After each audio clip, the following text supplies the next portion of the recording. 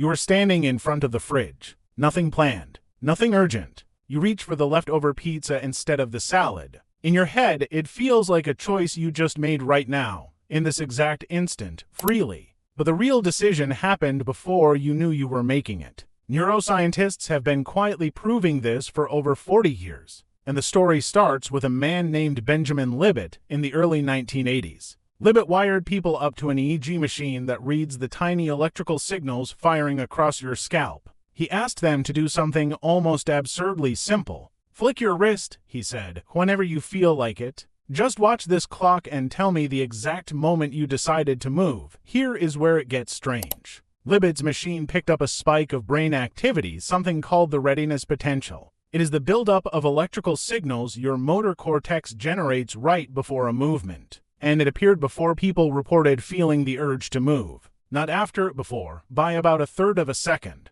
A third of a second does not sound like much, but think about what it means. Your brain was already organizing the movement before you. The conscious decider even knew a decision was being made. Scientists spent decades arguing about what that third of a second actually proved. Some said free will was dead. Others said Libet's setup was too simple, too artificial to say anything about real decisions. So, in 2008, a researcher named John Dylan Haynes decided to push the question further. Using a scanner that could see deeper into the brain than any, his team put people into an fMRI machine, a scanner that tracks blood flow to map which brain regions are active, and gave them a similarly simple task. Press a button with your left hand or your right whenever you want. No pattern.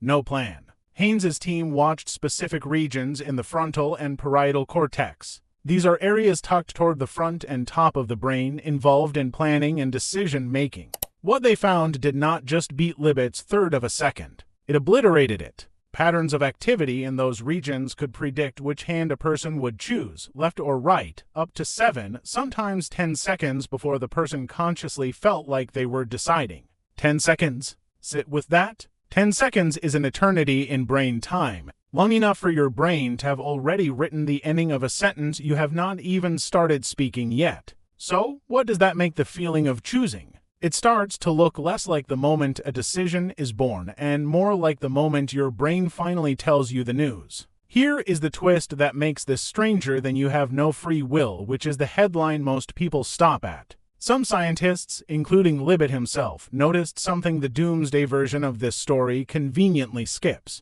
Even if the urge to act starts before you are aware of it, you still seem to retain the power to cancel it. Libet called this the ability to veto a decision at the last moment, right before the movement actually happens. Researchers later nicknamed it free won't. You may not get to author every impulse, but you might still get the final edit. And there is a second twist buried in a different set of experiments entirely, the split brain studies of the 1960s and 70s. In rare surgeries, doctors severed the corpus callosum, the thick bundle of nerve fibers connecting your brains to hemispheres, to treat severe epilepsy. This let researchers, notably Michael Gazzaniga, quietly feed information to just one side of a patient's brain and watch what happened. In one now famous setup, researchers showed an instruction like walk only to the right hemisphere, which does not control speech. The patient stood up and started walking. Then researchers asked, why? And the left hemisphere, the verbal half that had no idea why the body was moving, did not say, I do not know.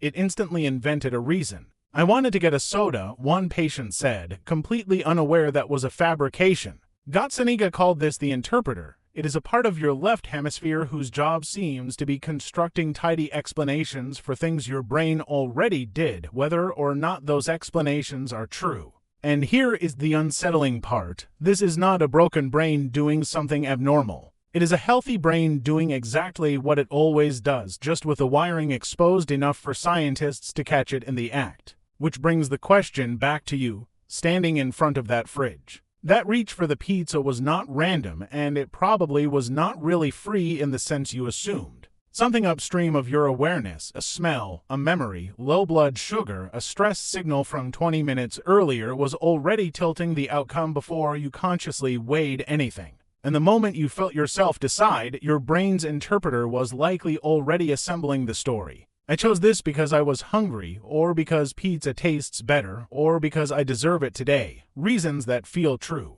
reasons that may have been written after the fact. This is happening constantly and not just with snacks. Marketers know it. That is why a product placed at eye level or a scent pumped into a store entrance can shift a purchase you will later swear was entirely your own idea. Even the argument you rehearse in your head before a hard conversation is in part your interpreter drafting justifications for a stance your gut settled on long before you started rehearsing. None of this means you are a puppet. It means the part of you that feels like the decider might actually be closer to a spokesperson. A very convincing one, briefed after the meeting, explaining decisions to the public that were made behind closed doors it never had access to. So the next time you are standing in front of that fridge reaching for something before you have decided anything at all, notice it. Somewhere in your skull, 7 seconds ago, this was already settled. You just have not been told yet.